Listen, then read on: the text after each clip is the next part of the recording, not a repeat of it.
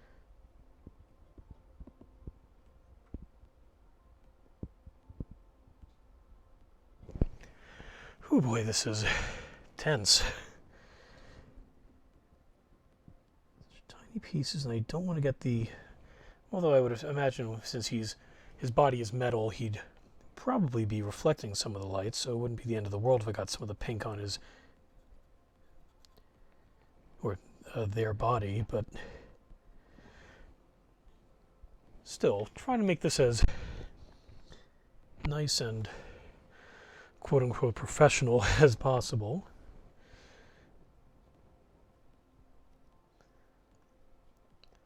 At the end of the day, I want to be happy with it. And while I'm not trying to impress anybody else, I'm still a fairly harsh critic. And since I'm the one who has to live with it, got to make darn sure that I'm happy.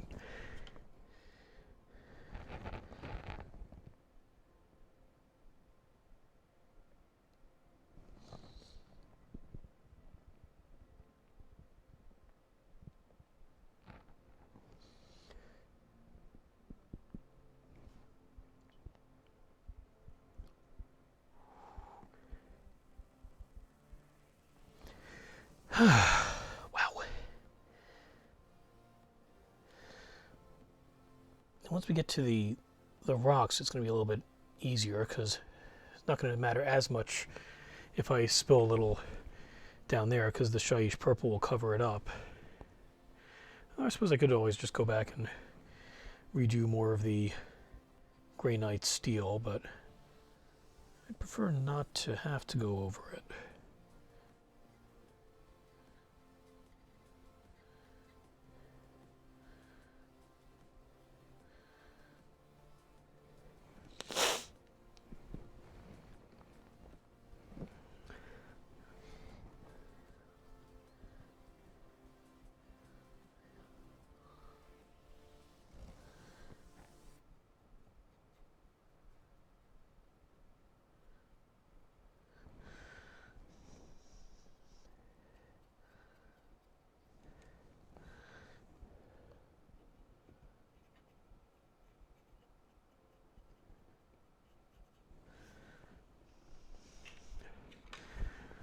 Oh, this looks so good.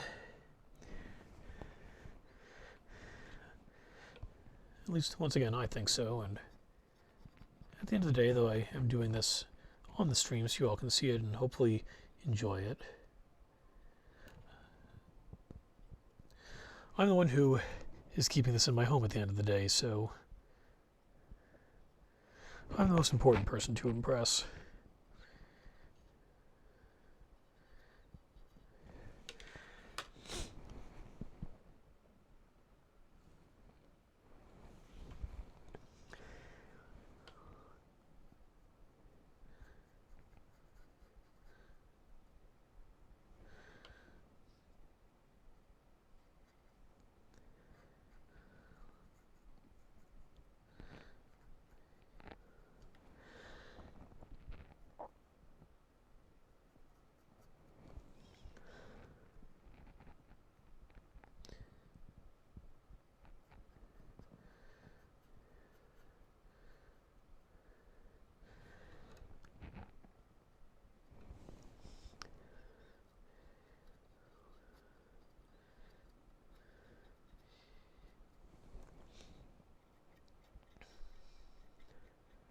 So I think what I'm going to do is, once I'm done with the Volupus pink, I'm going to take another brief break. Since I've been at this for 2.5 hours now. And then when I return, I'm going to use some of the Ethermatic blue on a little tube that's going up the back of his spinal cord tail. Which, oddly enough, in the official artwork is purple. It's the one piece I'm not switching over to. I'm actually switching away from purple on.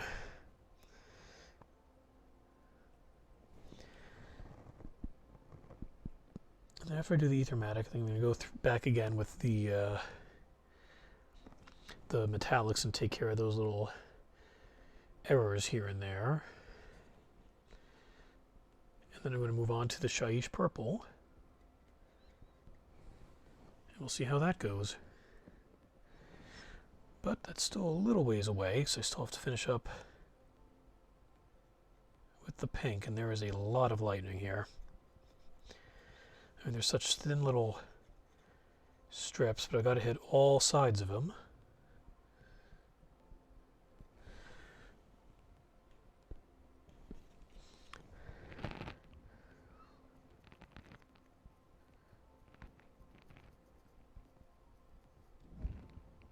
Whoops. Missed some up there. It's always the fun part, is you're turning them around, trying to get to on different angles to get different things. You notice pieces that you thought you had completely covered before still have gaps that need to be gone back over.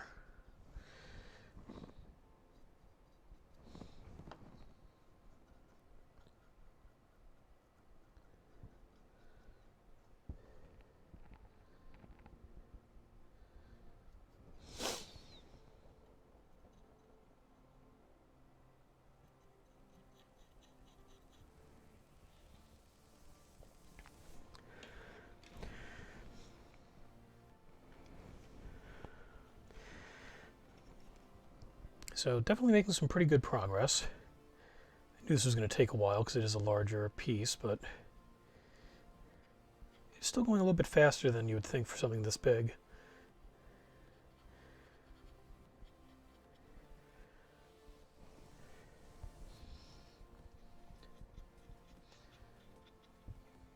I don't know if there would be a shade of the red or pink that would be a bit more neon-ish to brighten up the electricity a bit more, but I'm definitely liking the darker, more visceral look that the Volupus pink is giving to it. Like I said before, it looks almost more like veins. Oh, maybe arteries, since they're a little bluer. But still,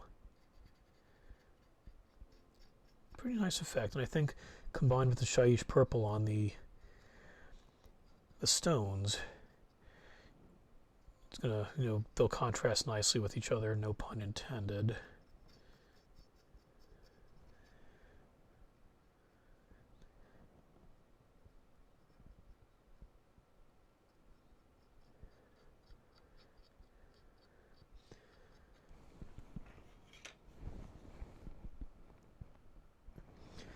I can also grab some of a lighter layer paint and kind of dry brush that over the lightning to give it a bit more of a glow to it. So maybe I'll do that. Don't have any with me, unfortunately, so I'll have to run to the store and pick some up at some point. So that part won't be on the stream, but the rest of this will. And that's if I decide to go with that.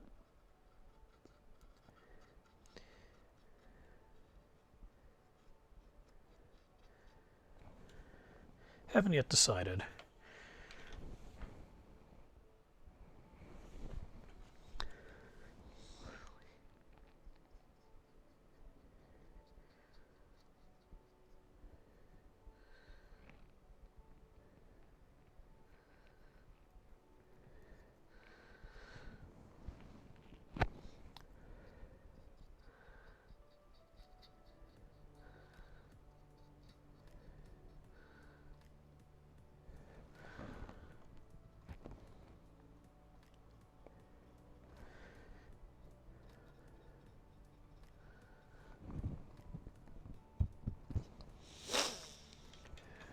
Alrighty. I think I'll go with the parts that are coming off of his... I'll wrap up the rest of the ones that are coming off of his body next. Oops. Got some on the stone.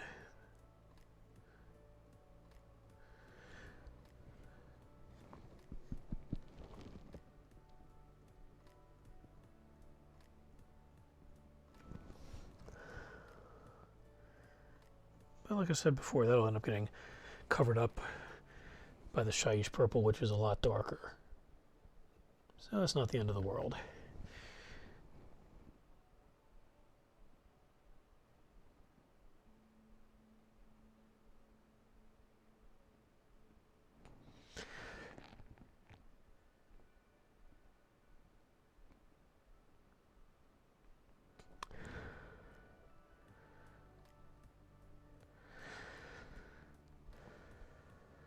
we go.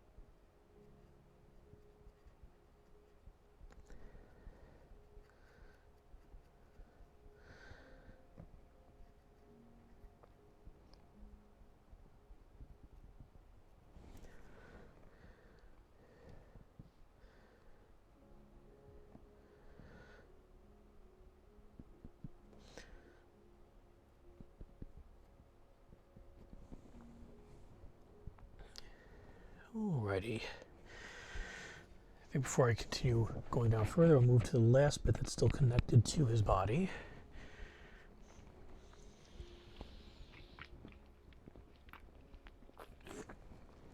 Whew.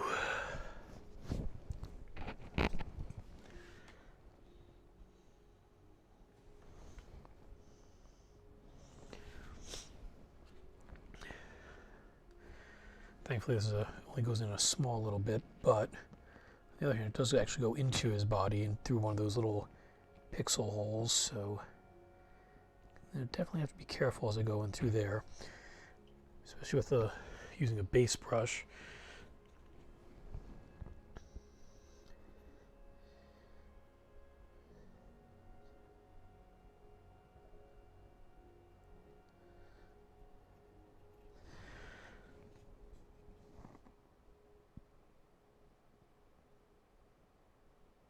Although that does remind me, I still have to do the pixelations. And I'm planning on doing those in the Evolipus pink.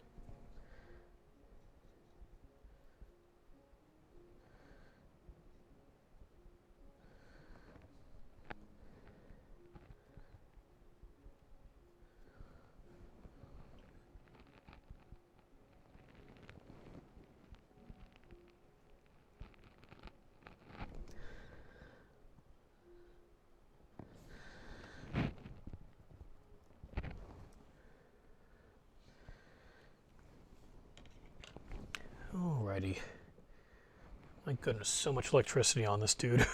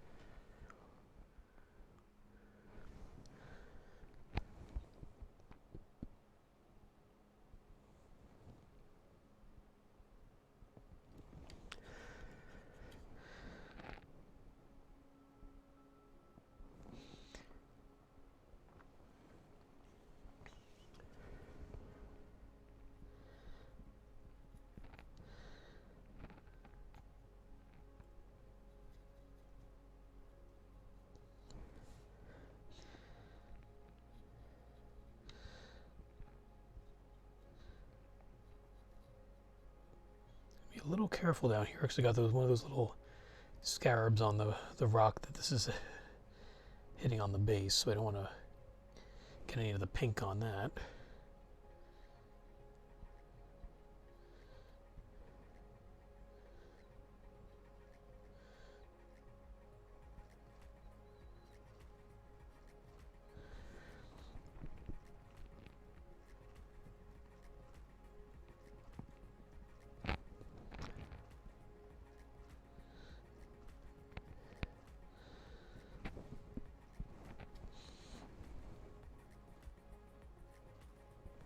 Okay, well, making progress. Still have a little more to go with the electricity, but got most of that down.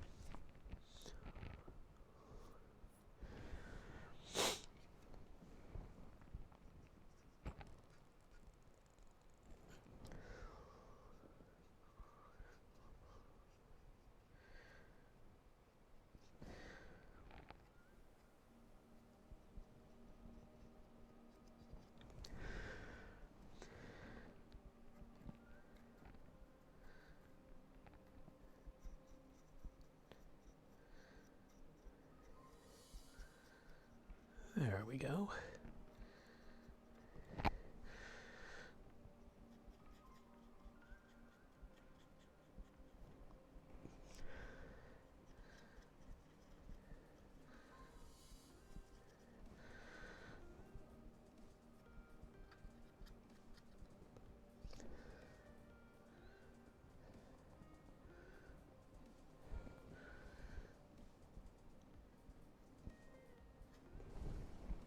Got a few more pieces that I missed up here.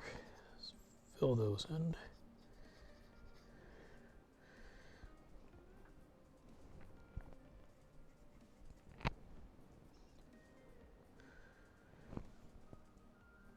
Sorry, the large one. Don't know how I missed that.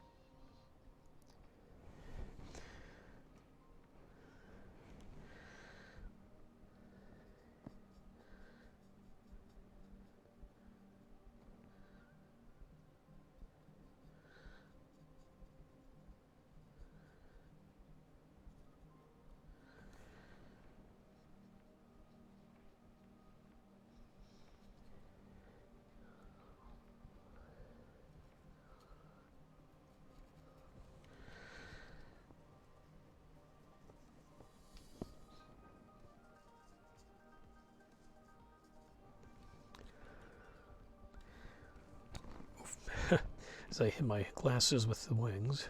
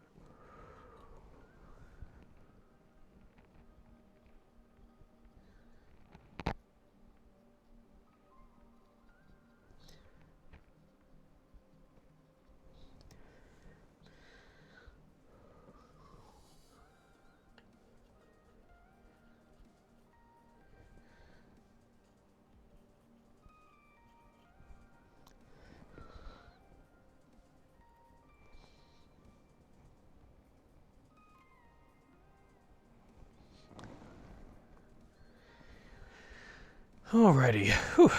So much lightning.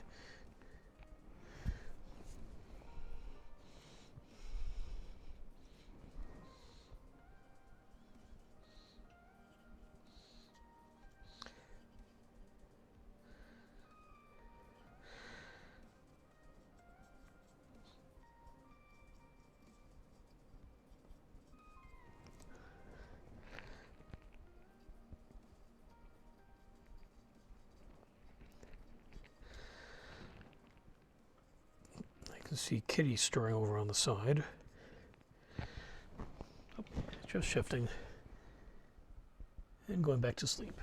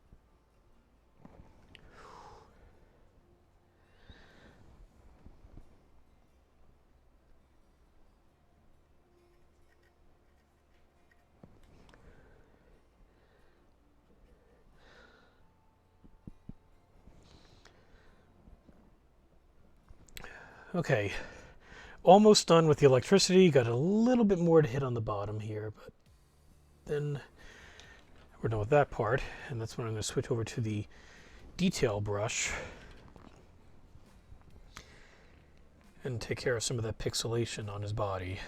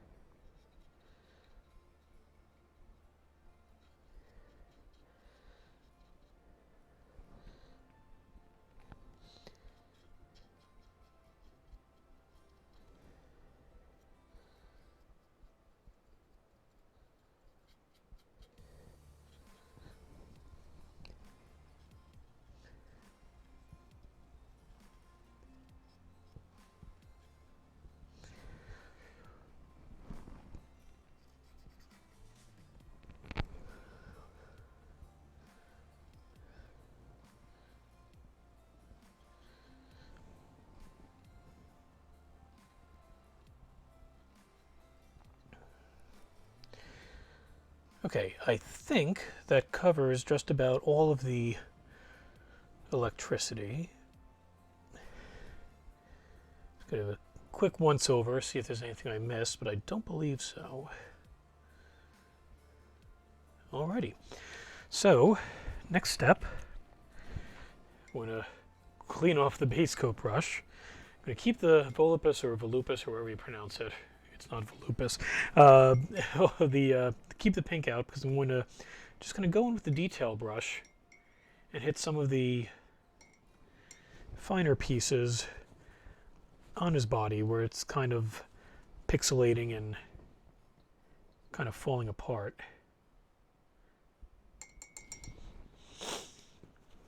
So first, just going to make sure I got my base coat brush nice and clean.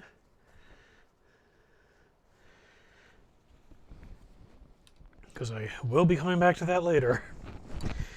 And I'm going to go with a really tiny 00 brush here for the detail.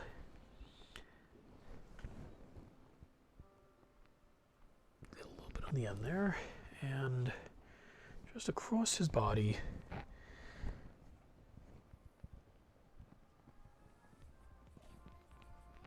We've got some of the pixelated parts. Just going to put little bits of the volupus pink. Not a lot, because I don't want to overwhelm it, but just little indications around the holes.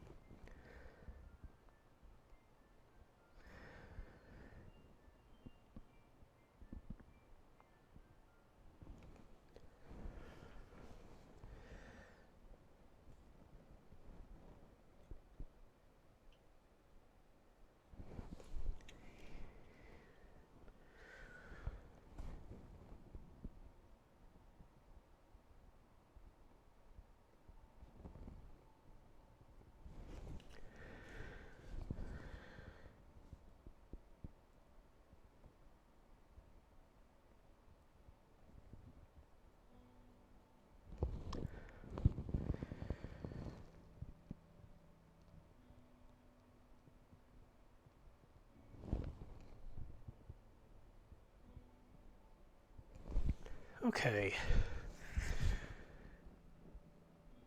I think that looks pretty solid. So another little one that's going to bother me there if I don't put a little bit of color on it. There we go. So yeah, not going too crazy with it, but just little emphasis of color. These little pixelated pieces on him. Now I don't know if he's falling apart or if he's assembling himself.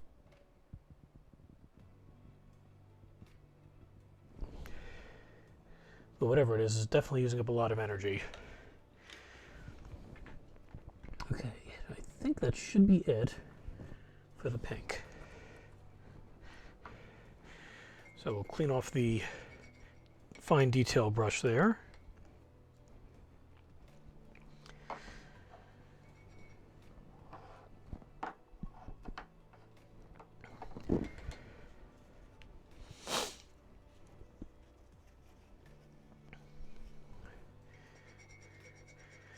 Make sure to try to get all of the paint off of it.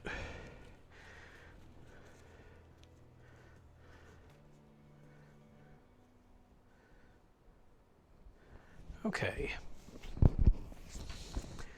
And let's see. I think I'll start with the Retributor armor and go over the tips of the wings like I mentioned before and then forgotten about.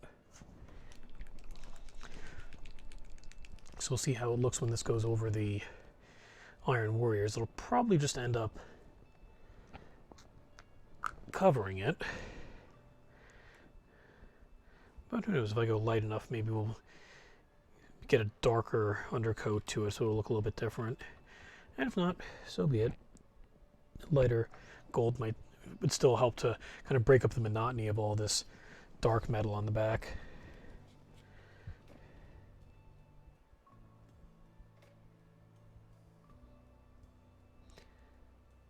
Oh yeah.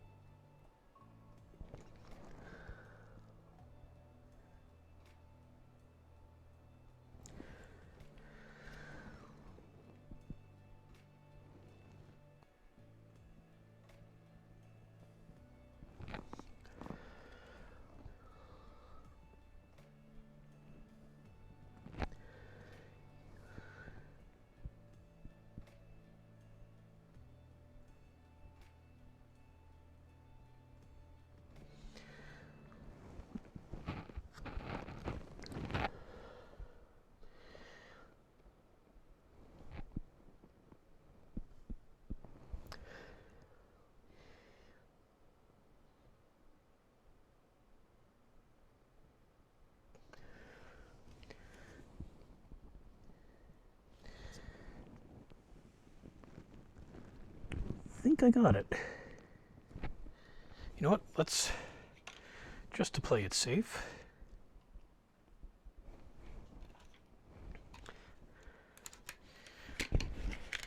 I'll put on my magnifier, which has a light on it.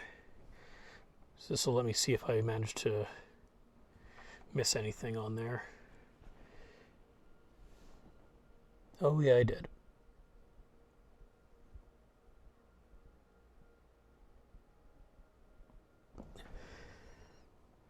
Okay, that's better. Much, much better. And then we just have the other side.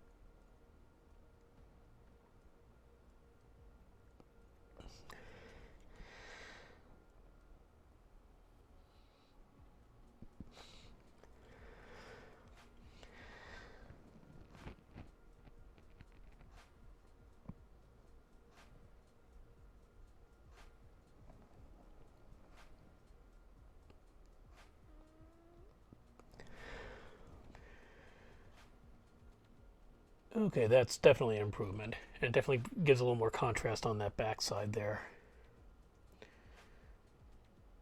Oh wow, I missed quite a bit with the Iron Warriors. Good thing I put this thing on. And good thing I still have the Iron Warriors here so I can fix that. Okay, we'll close up the Retributor armor. As I noticed a few more pieces I missed on the son of a gun. Okay, well, whatever. Still closing up the Retributor armor for now. Again, and like when you're painting your stuff too, if you need to, you can always come back later and add some more.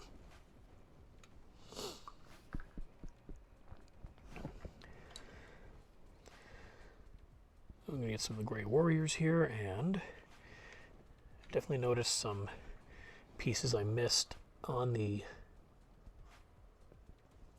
scarab on the back here, so I'm just going to go in and take care of that.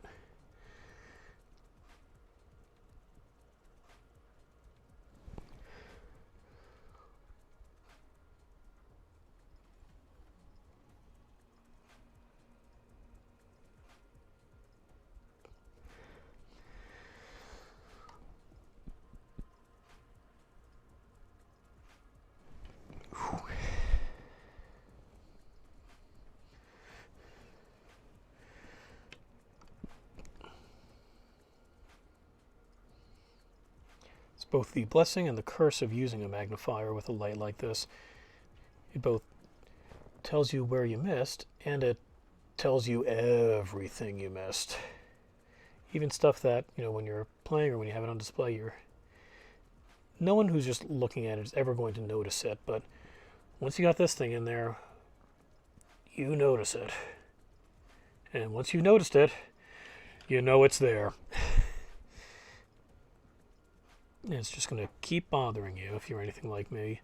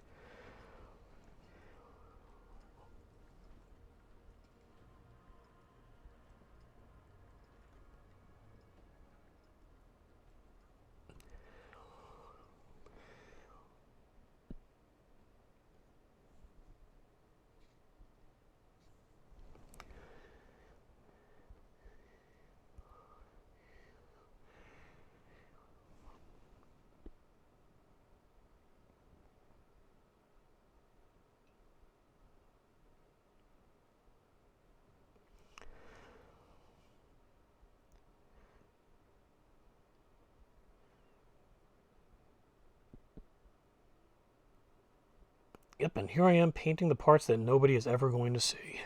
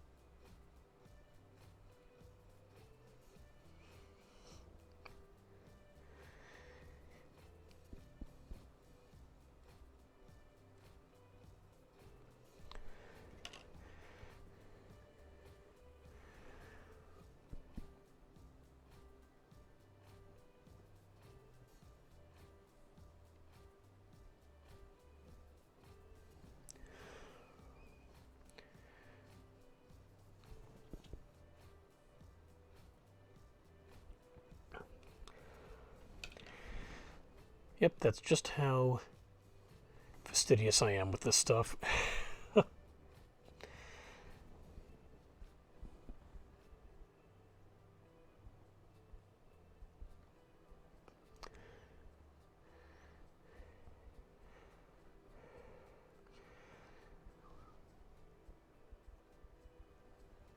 Do I think that anyone's ever going to pick this thing up and look inside that scarab?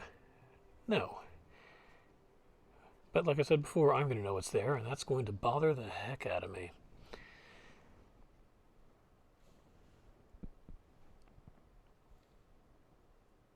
Okay, I think I managed to salvage my sanity on that one. Now, if I recall correctly, though, there still is a little bit that I missed on one of the wingtips that I noticed when I was doing the electricity up there. Here we are. So let's fix that.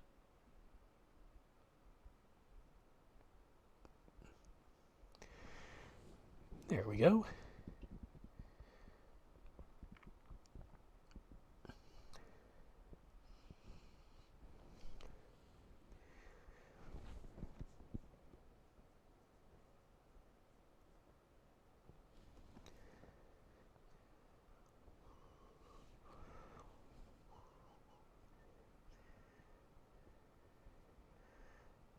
Damn this magnifier, making me see every little thing I missed. But by the same token, it's at least letting me catch them now before I think I'm done, and it turns out I'm not.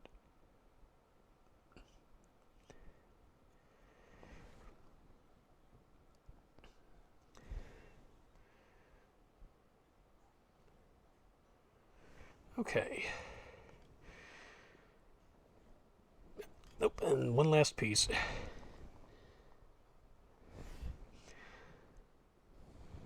Just got to figure out the right way to get to it, and it's right down in here where the electricity connects to the spine. Oops. Got a little paint on my finger there.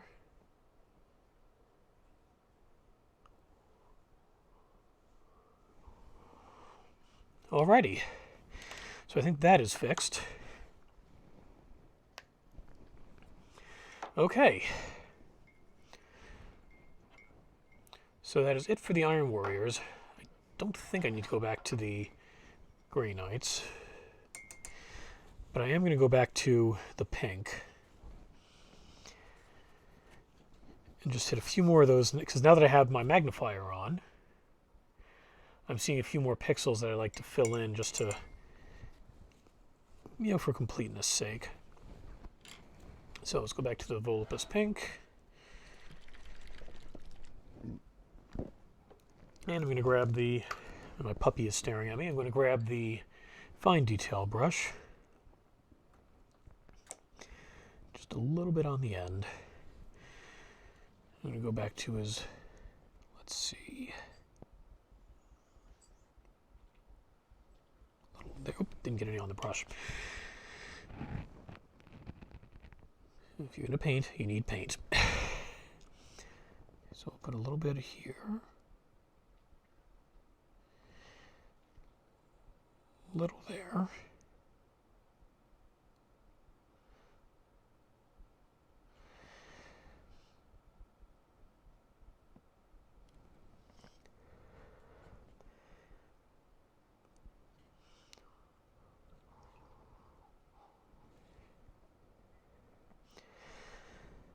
Couple bits on his legs.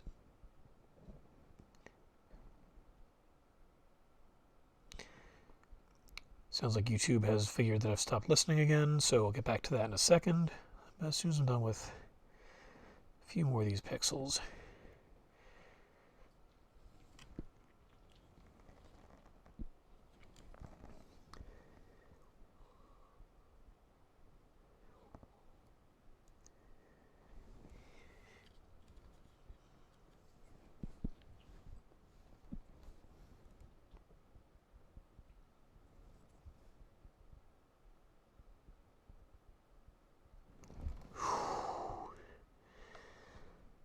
Holding my breath again. I still got to stop doing that.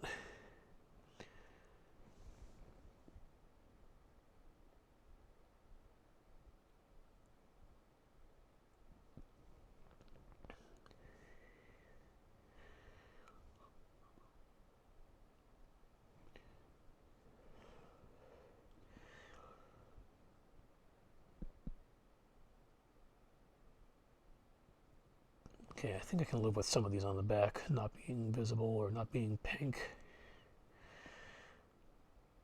I do want to hit a couple of them.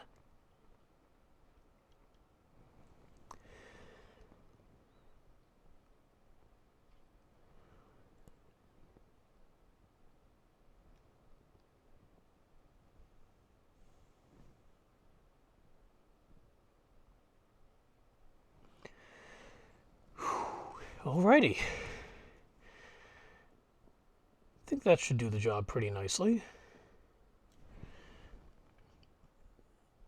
One little speck down here still.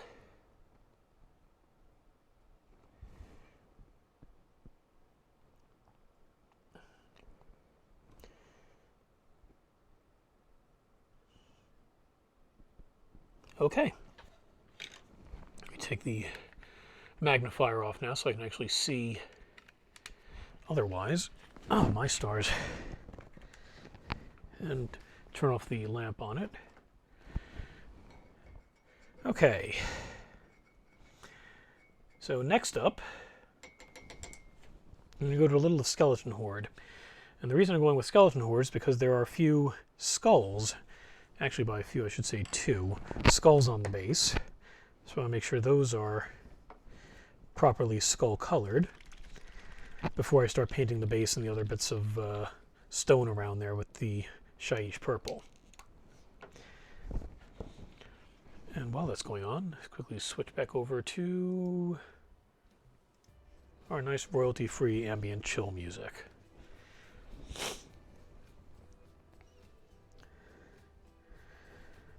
And this will be very quick, so there's only 2 skulls, and they're pretty small. They're only about maybe the size of the scarabs, which actually is probably a better indicator of the size of the scarabs if you're trying to get an idea of how big this dude is. If those tiny scarabs are the size of skulls, that means they're the size of a human head.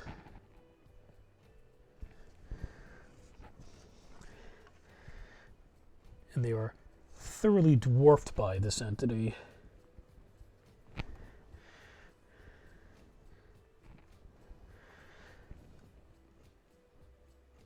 Oops, I think I got a little too much on that one. Oh, this one's maybe a little worn, been in the dirt a bit more.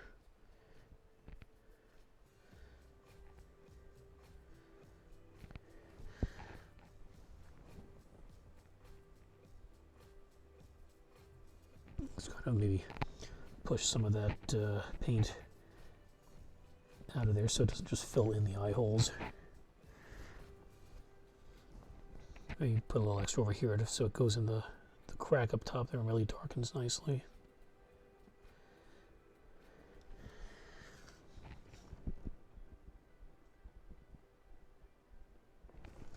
Okay, there we go. That's a little bit better. Alrighty. So that was easy. Next up, we're going to be using the Ethermatic Blue, which is kind of a light teal, as you can see here. And we're going to use that for one piece. It's a decent sized piece, though. It's a tube that's going along the back of his spine here. It's going to be kind of hard to see. Let me see if I can get a decent angle on it. It's that lighter part right along his spine there.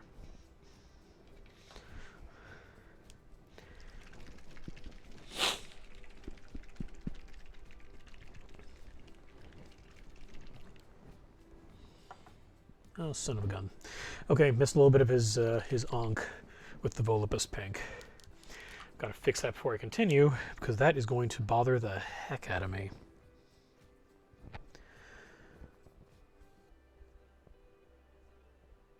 I didn't even need the magnifier to catch my screw up there. Go me.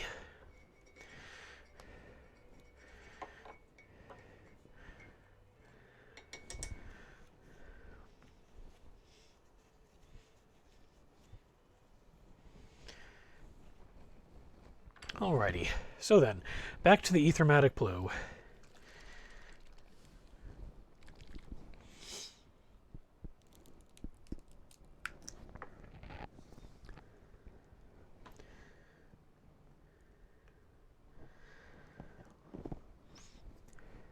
Now, if I recall correctly, this is a very, very light color.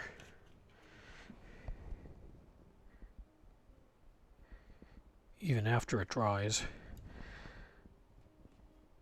So I may want to go a little heavy with the application on it here, just to make sure it stands out.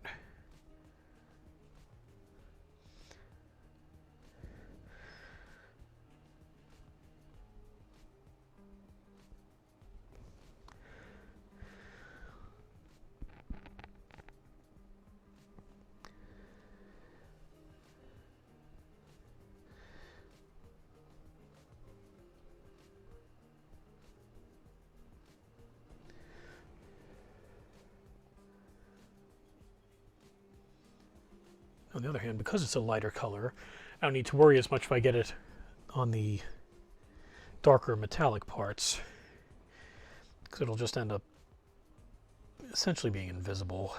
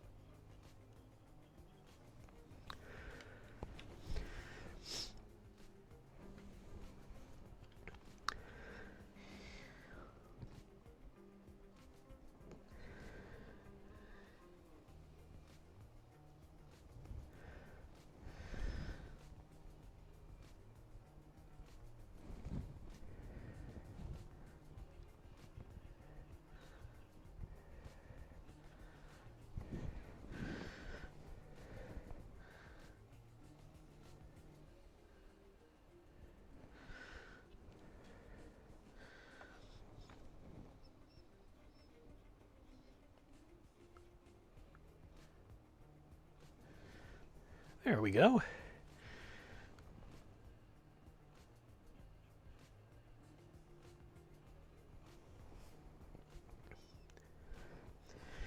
Let me put a little more on there still.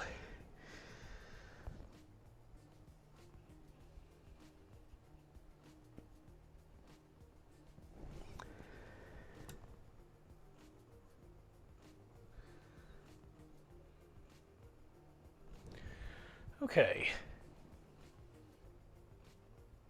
With that, I think we're done with the Ethermatic Blue. So now,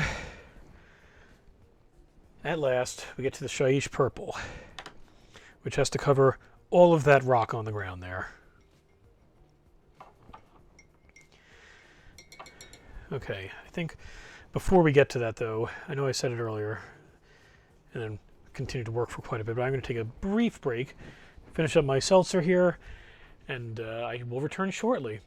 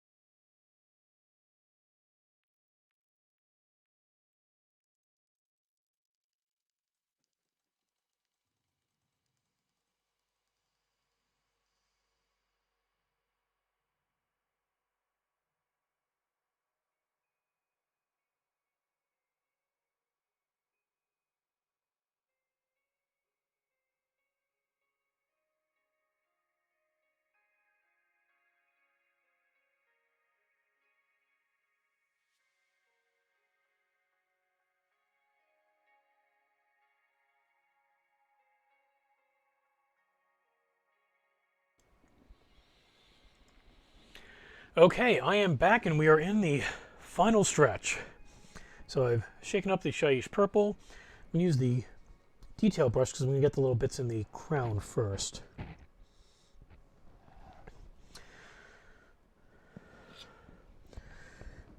You know what? Let me get my magnifier back on for this. Definitely want to play this safe and not screw up in the final stretch.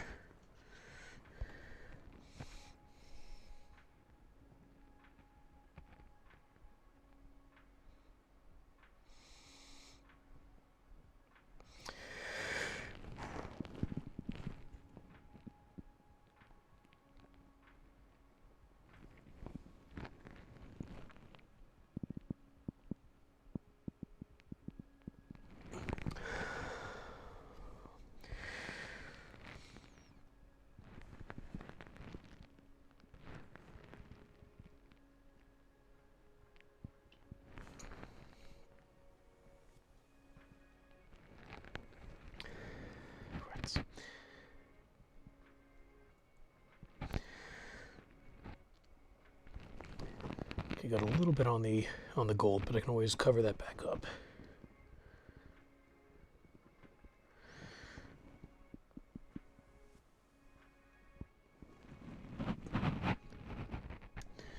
And if I have more gray night steel stuff, I got to patch back up later.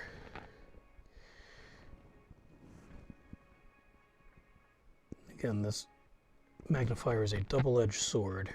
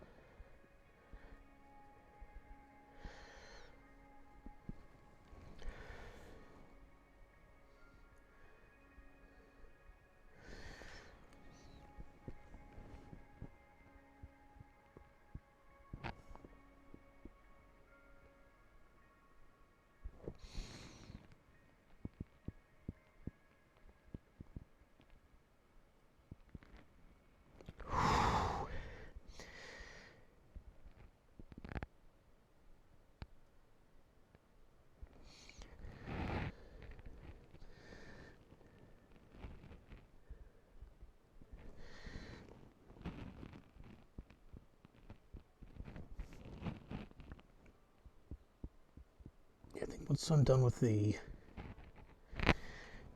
bits of purple on the crown here, I'm going to go back and fix those little spots with the metallics that I missed on the face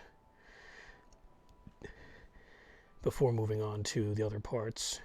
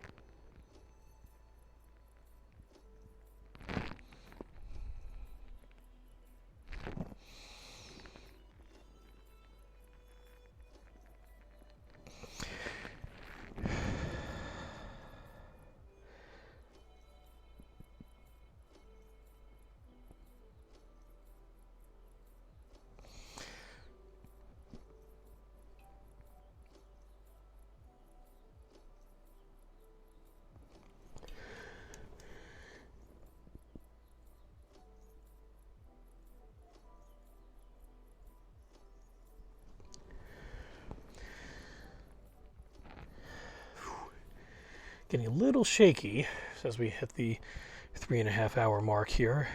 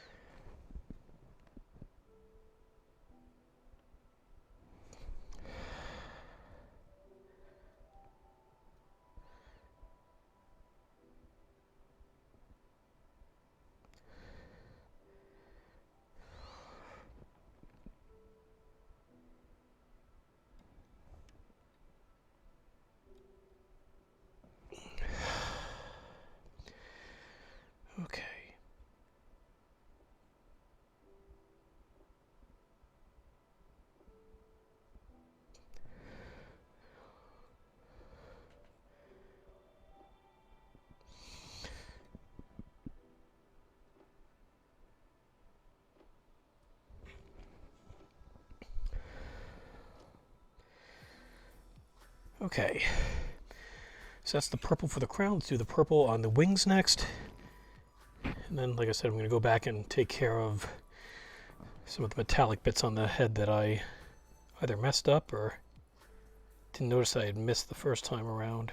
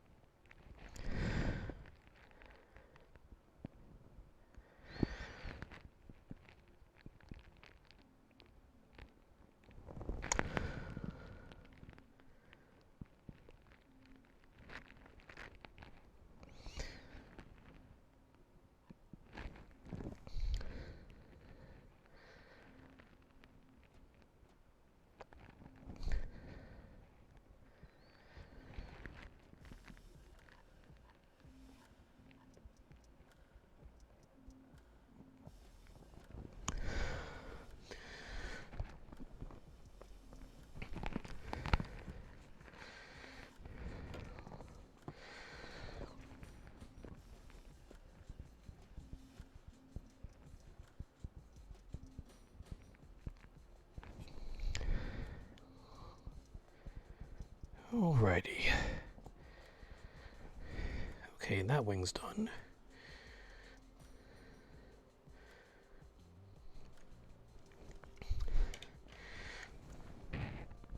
Definitely starting to get a little shaky here.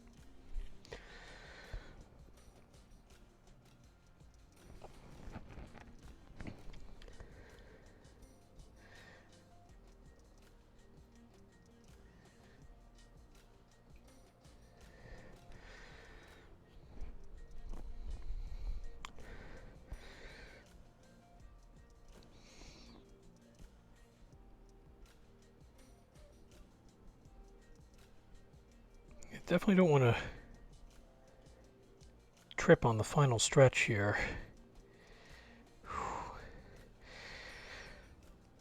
But definitely feeling a little shaky now.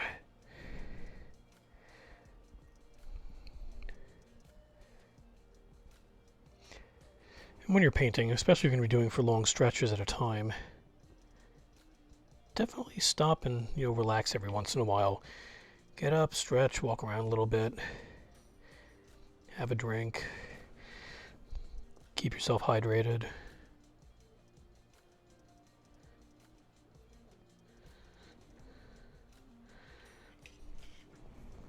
Alrighty, so we're going to come back to the Shyish Purple with a larger brush momentarily. But before we do that, we're just going to go in and fix some things with the Grey Knight Steel and the Retributor Armor. And I think what I'm going to do is I'm going to go with the Steel first, because it's stuff that I wasn't just dealing with, and I'll give the purple pieces on the crown a little more time to dry before I start messing around with that a bit more. So I'm going to keep using the detail brush, even though I've got some decently sized pieces to hit here, because I have to go into some smaller areas. Like right here, in between the crown, well, on the side of the head before the crown gets to its part. And then a little bit here.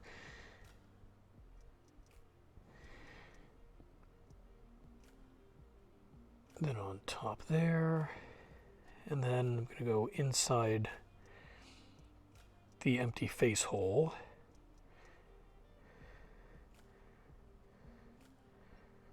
And just try to fill that in a little bit more. Again, it's very dark in there and nobody's ever going to see it, but since I'm seeing it with the magnifier here, I do want to go in and just touch it up a tiny bit. Nothing too crazy, just a little bit.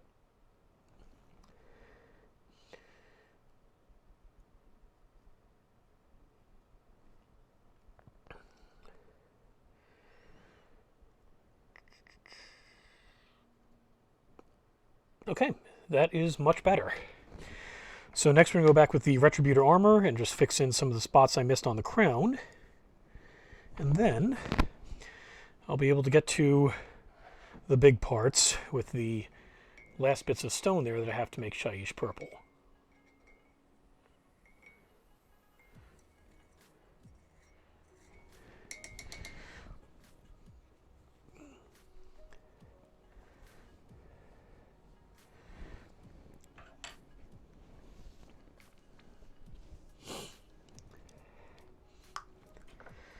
Okay, so back to the Retributor Armor. Get a little bit on the end of the detail brush. And this rather large piece in here that I somehow missed. Just fix that up.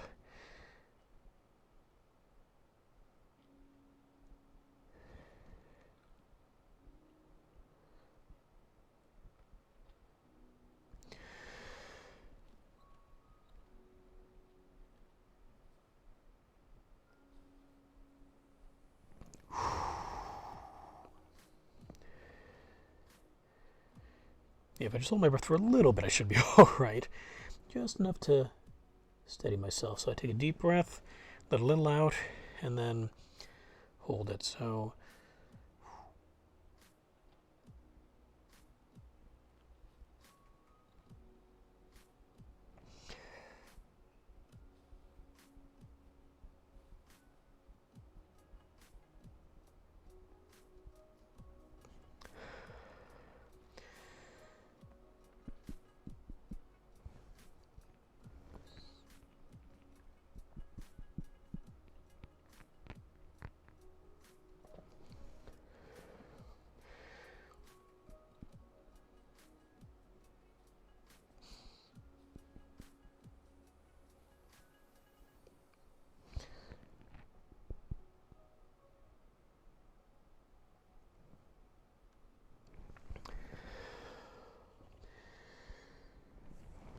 okay, still have a little tiny bit there. Little bits I missed underneath the side there. Let's get a little more paint on that brush.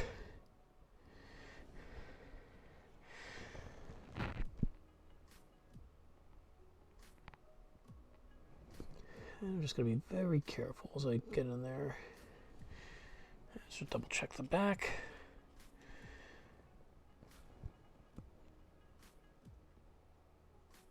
There we go, much better.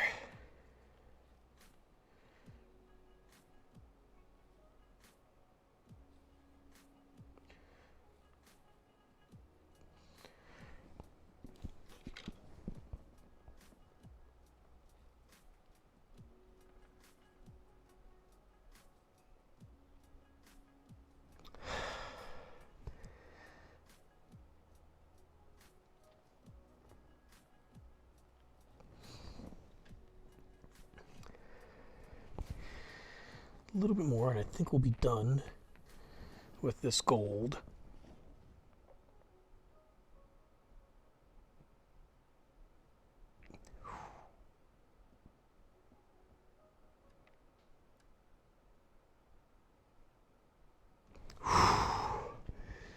Okay. Tiny bit there.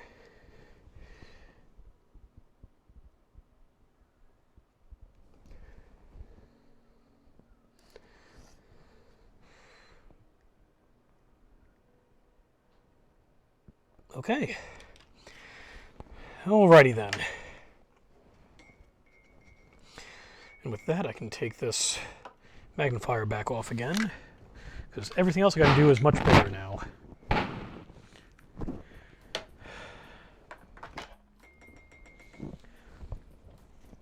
But before I get to the Shaiish Purple, I'm going to go back to Ethermatic Blue for a bit and just give one more coat to that tube there, and then we'll worry about purpling up the stones. Oh boy.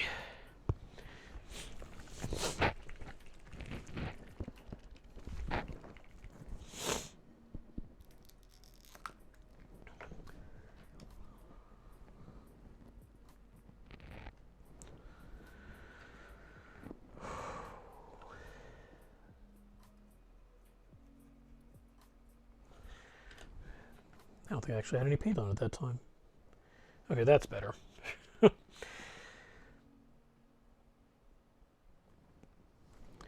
this just dripping off, or is it just that thin?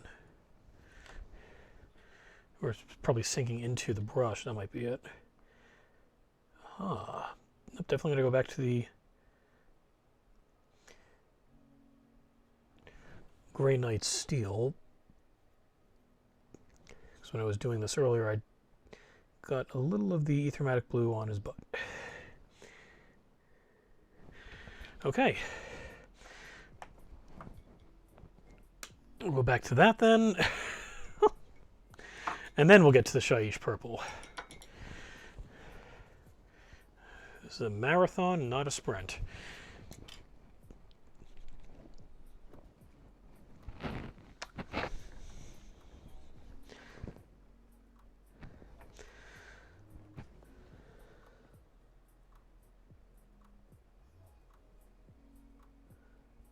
There we go. Oops, got a little on my finger there. Wipe that off. Okay.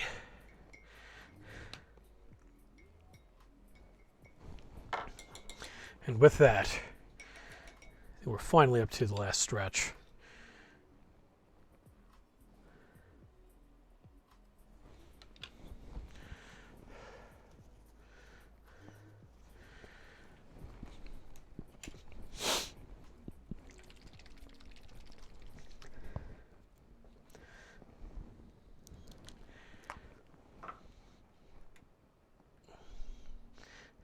We'll be using all the Shaiish Purple.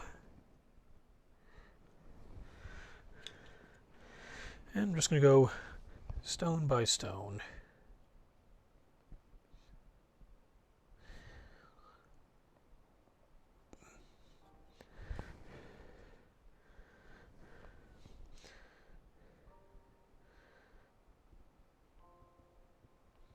Just make sure I push it all around there. So it gets into the crevices nicely. Don't want it to all glob up though, so I got to be careful with that.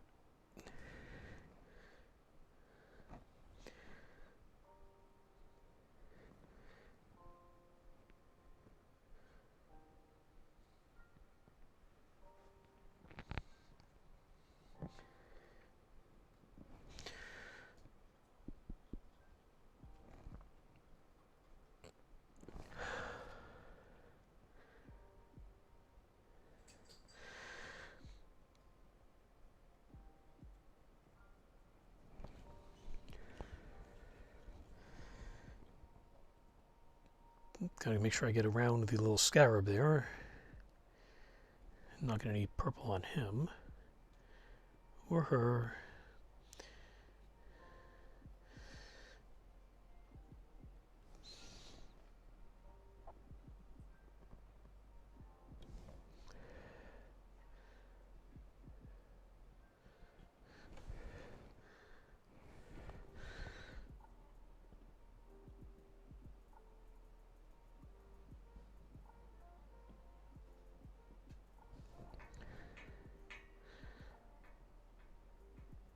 And now the puppy wants some attention. And she's licking my elbow.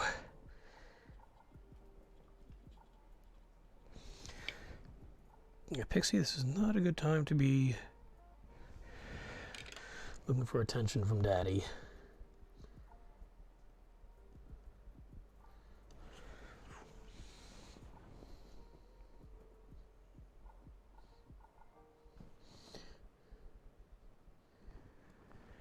Hey, Dr. Red, thanks for joining in today.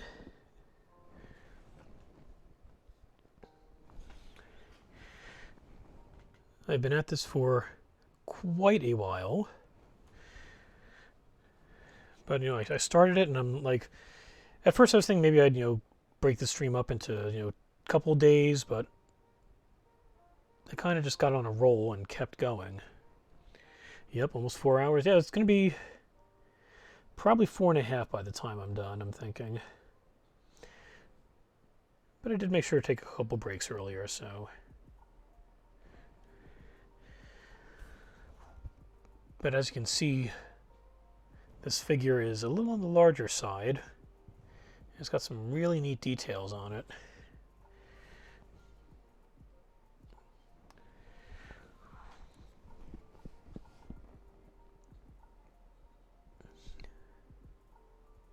This is the Catan Shard of the Void Dragon, one of the Necron deities. The Necrons being a kind of a zombie robot species.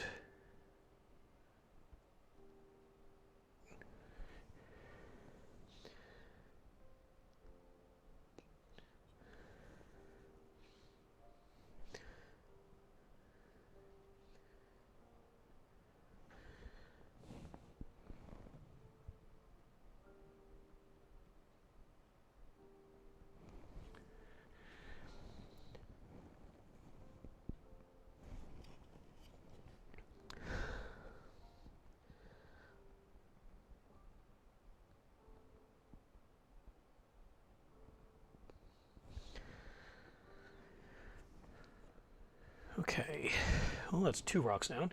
Should put some lo-fi beats on the background. I can recommend some. Actually, I do have. You know what? Let me raise the mix. I didn't want to have it be too loud and drown things out, but I do have some ambient stuff playing in the background that's copyright free.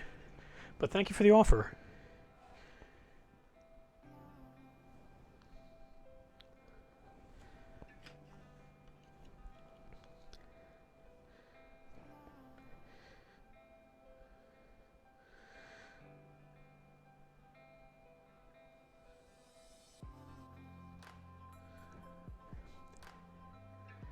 Is coming through now?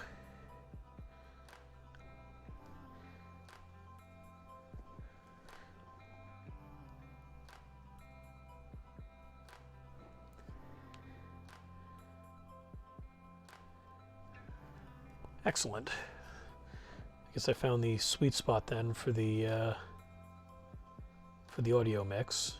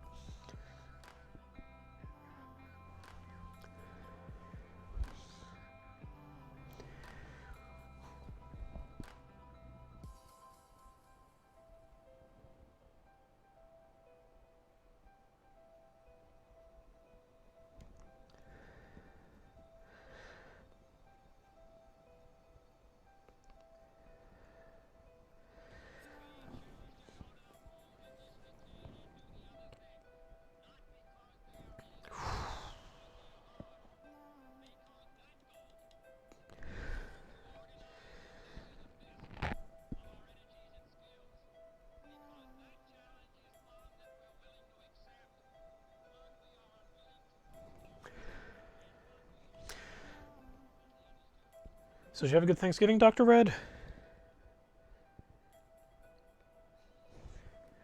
Kind of want to pick up a Timberwolf or Mad Cat Battletech figure and have it painted. Well, you're in luck because we do have some of the new Battletech minis available for sale at ToyWiz.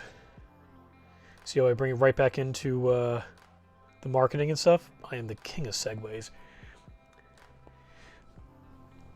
I kept the Thanksgiving just to your close family. Definitely a good way to play it. I kind of kept myself for most of the day. My sister did pop by for about 15 minutes or so with her kids in the evening because they wanted to see the new kitten. And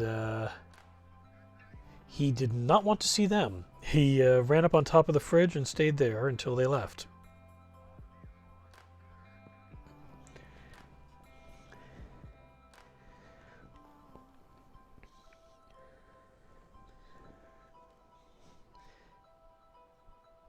Oh no, LOL. Well, yeah. Thankfully, it didn't completely traumatize him, so he came back down maybe about half hour after they were gone. He's, went back to his usual, being nice around me and, meowing for attention and everything. So, didn't undo the work I've done in the past 2 weeks getting him acclimated to his new home. He just didn't like the interlopers showing up. But now he's just kind of chilling over on my bed, sleeping while I'm painting.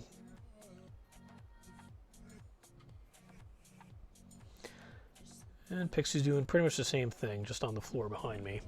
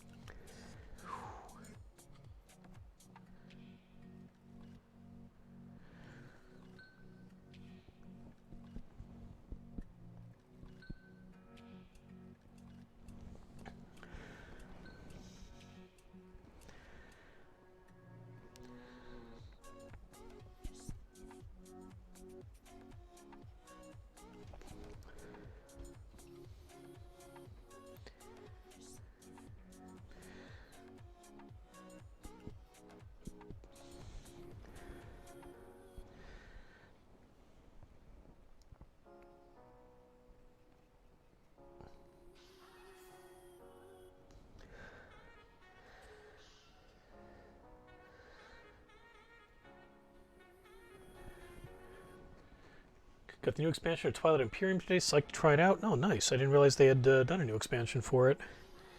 I've heard very good things about that game. Never had a chance to play it myself, though, primarily because I've never had like a 12-hour period where I had nothing else to do but play a game. Heard it's a little on the long side.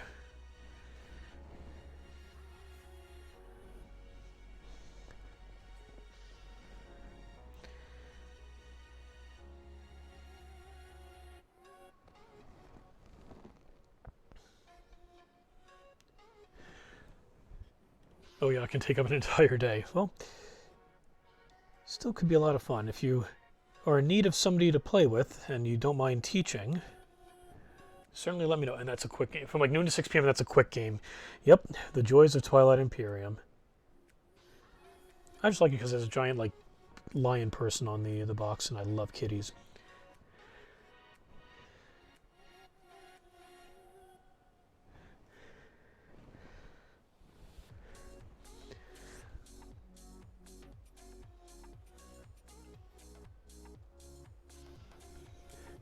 Wouldn't mind putting together a 3-player game to teach people. Very cool. Well, you got a second player for that then.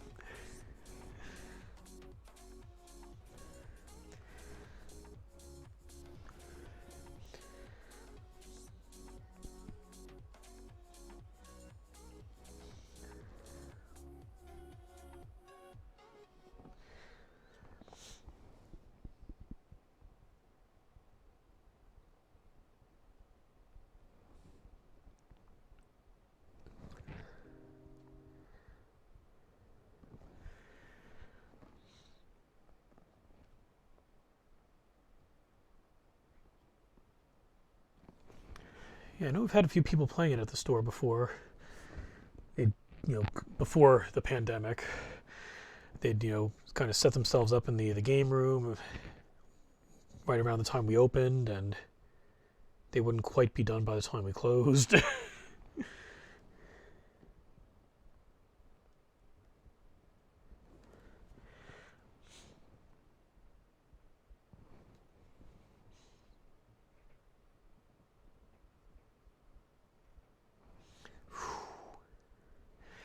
And I think YouTube just locked me out of the music again. You'd think at some point they'd, stop asking me if I'm sure I want to keep listening and would just keep playing the damn thing.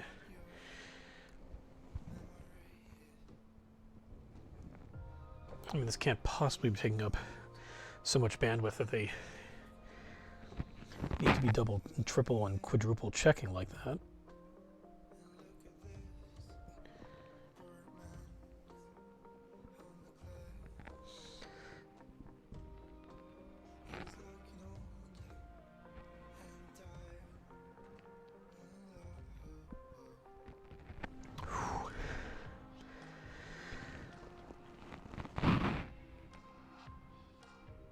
Okay. All right, well, that's 1, 2, 3, 4, 5, 6. Well, I guess those two are 1 stone. 5 stones down.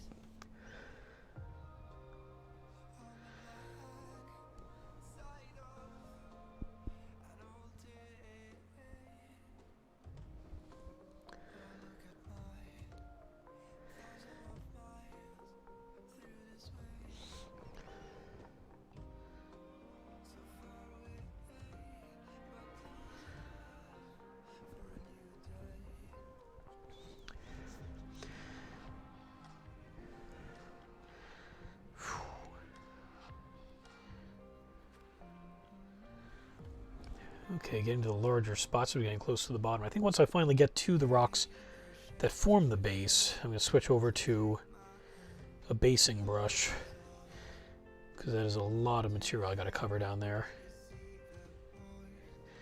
And we'll see how well that works. I've previously only used the basing brush for using actual basing, like the technical paints, like the Agrellan Badland that I'll be using later to provide the dirt around the purple stone.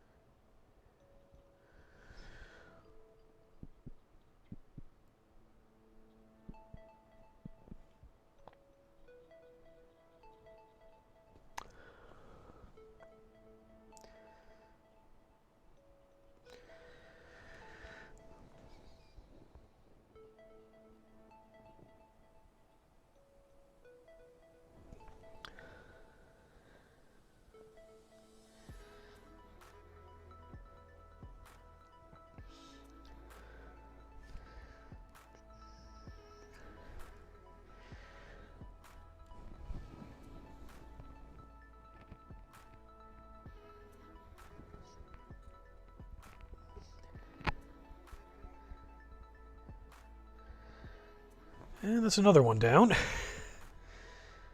This is exhausting. Okay, a few more stones in the air, and then I can hit the ones that are on the base.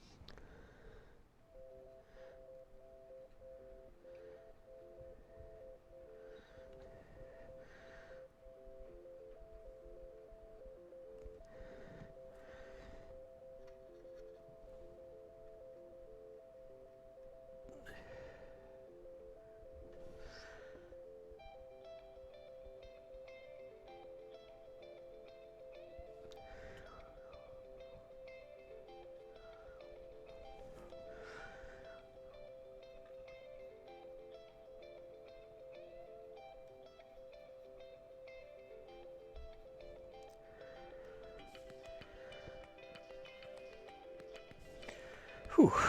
Okay. 3 more floating rocks to go, and then the base. Oops. Got a lot of paint on at that time.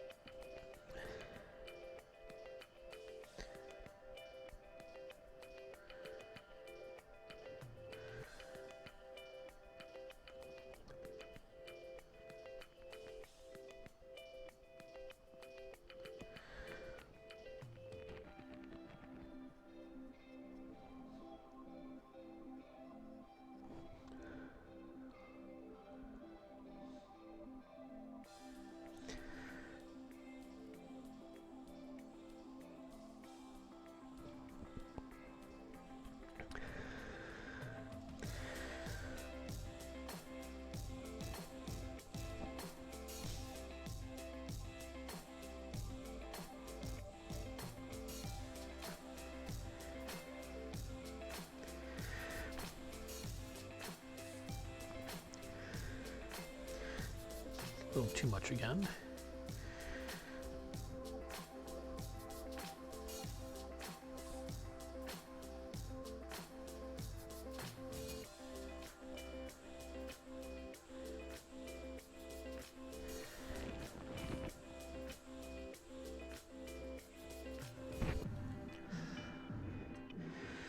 And then there were 3 kinda? Yeah, 3.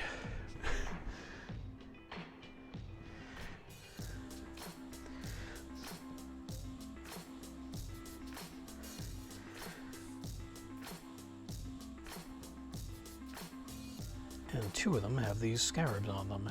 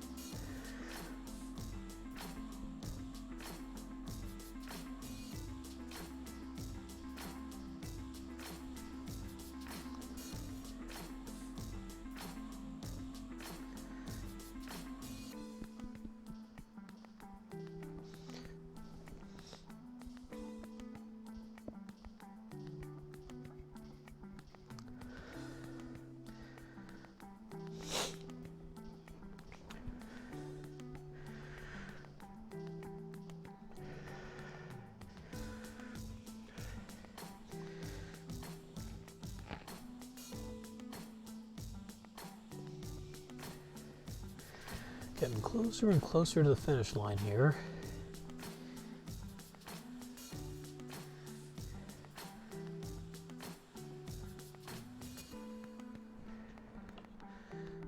This has been one heck of a journey. If you saw my assembly video last week, you saw even just putting this dude together took a pretty decent amount of time.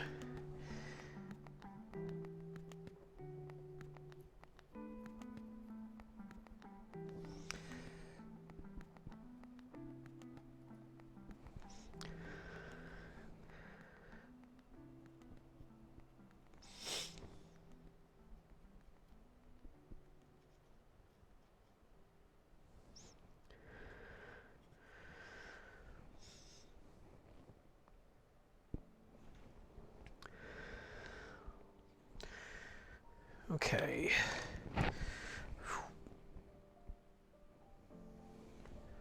Still more to go. But we're definitely getting towards the end. The end is absolutely in sight.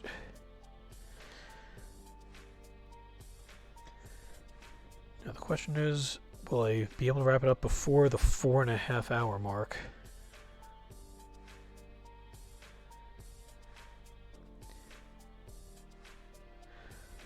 The answer, of course, is probably not, but well, whatever. I got 10 minutes left, I think. Yeah, I'm at 4 hours and 19 minutes at the moment, so 10 minutes will be at the 4.5 hour mark. We'll see if it's going to be a 4.5 hour stream or a 5 hour one.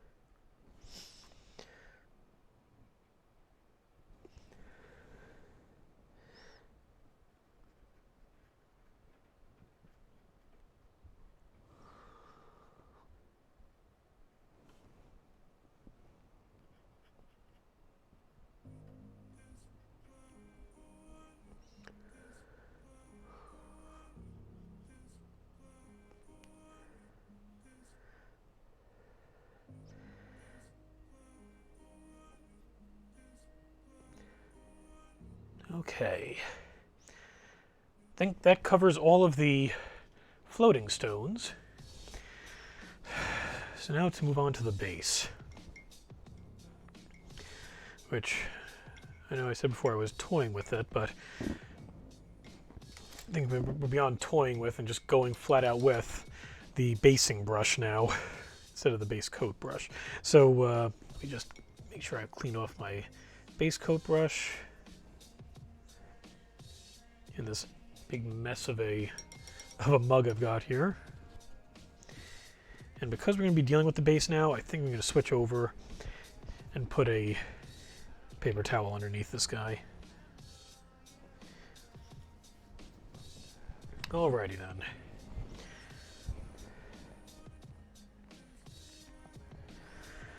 So all that's left is to base the purple down there, and then we're going to put some Grelin Badland rather, around the edges. And away we go.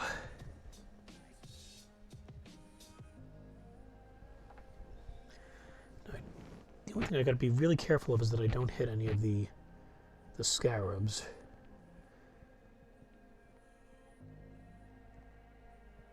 Again, I can always go back over and repaint them, since they're a base paint and not a contrast. But again, I'd prefer not to have to get to that point.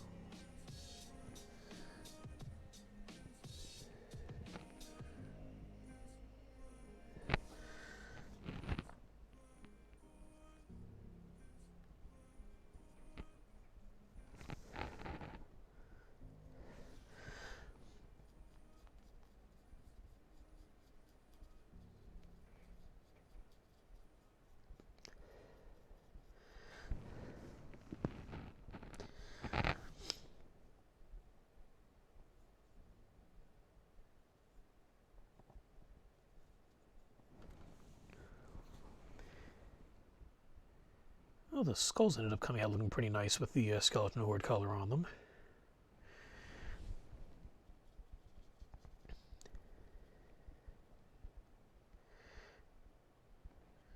And as I mentioned earlier, but in case you're just tuning in now or skipping around throughout the video, if you're watching this posted later on, I'm going to, once I'm done with this, be taking a picture of it with my phone and posting it to our Facebook page and our Twitter page, and probably our Instagram as well. So this way you'll be able to see the final product in a lot better clarity than my webcam here can provide.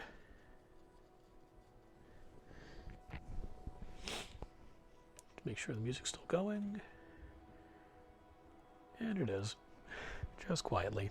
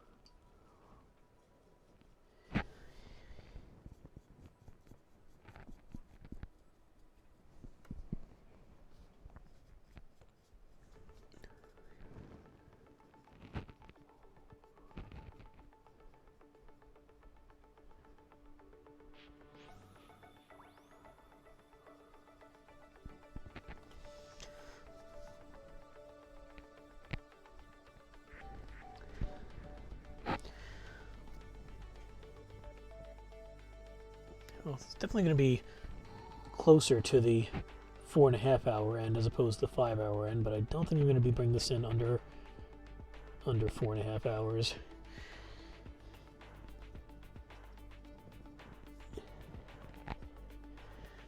Unless I can magically get all this coated in the next minute. And I don't foresee that happening.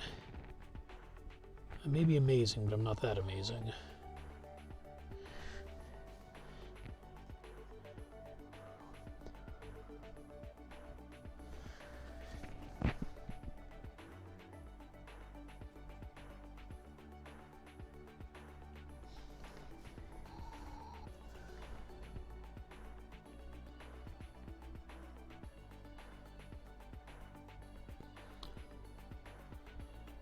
Got a little on the this very, very tiny scarab on the side here, but I think he'll be all right.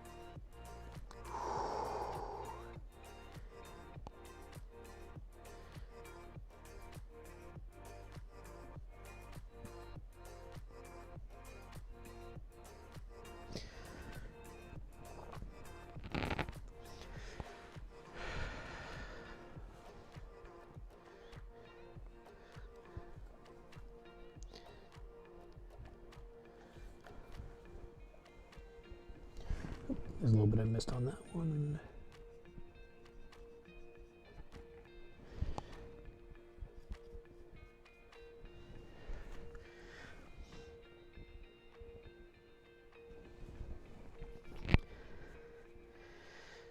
Getting closer.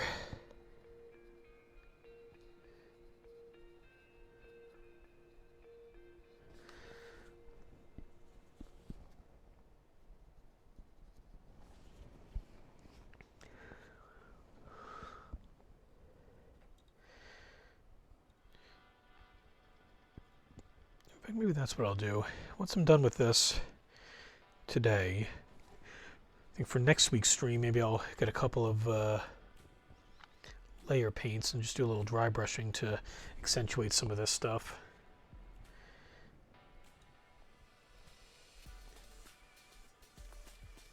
Really make this guy sing.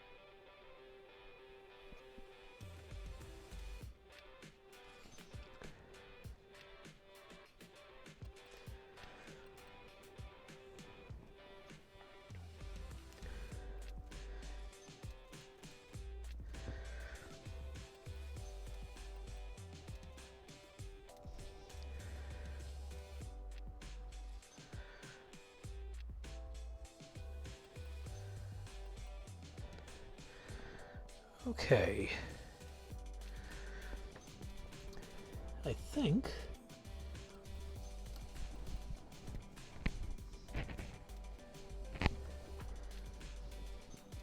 we've got our base coats done. And I'm definitely going to come back in and take care of some dry brushing next week, just to make the stones pop a bit more. So all that's left for me to do this week now is to take care of the base around the stones there. So let's wipe that brush off.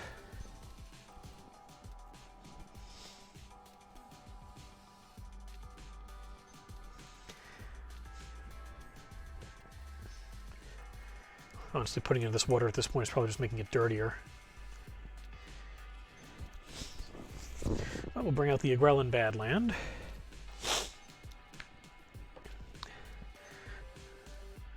Scoop a little on out there.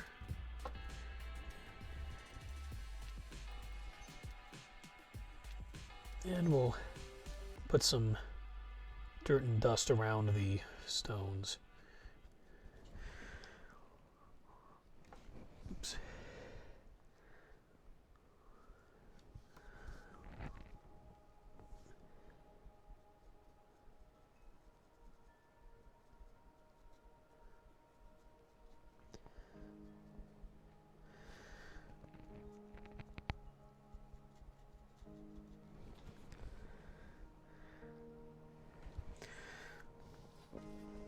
As always, the fun part about using the technicals is that they're pretty much just solid. They're not a liquid like the other paints. Just putting dirt and grit on there.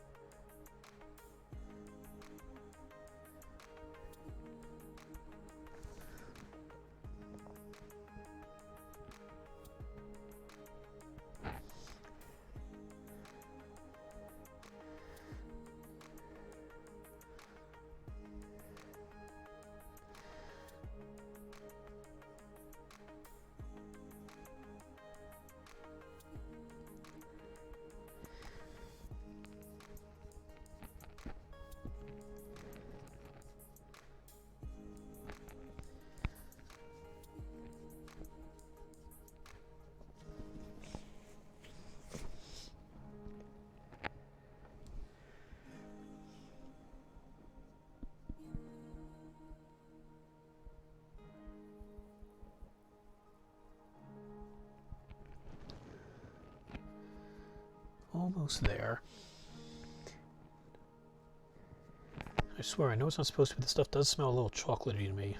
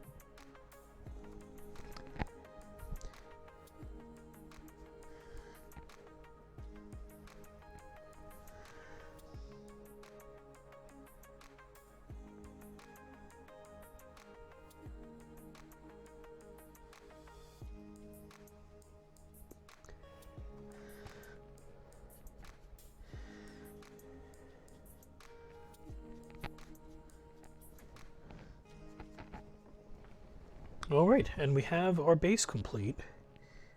Get a little more of this on there, but I think that's going to wrap things up for today, since it's been 4 hours and 40 minutes since I started, and I'm now exhausted. So next week, I'm going to pick up some, or during the week, I'm going to pick up some layers and some shades, and we're going to, next week's stream, make this guy look even nicer. So with that, I guess I will leave you. Remember to stop on by the store anytime. We're open Sunday for the holidays, Sundays and Mondays from noon until 6 p.m. Tuesdays through Saturdays from noon until 8 p.m. Make sure to wear a mask when you come on in. We want you to stay safe so you can keep coming back and keep gaming or hobbying or whatever fun stuff you like doing with us. We want to make sure you can keep coming on back to us. And since Doctor Who Day was earlier in the week, I'm going to leave you with the words of the 12th Doctor as he was regenerating. Laugh hard, run fast, be kind. See you next time.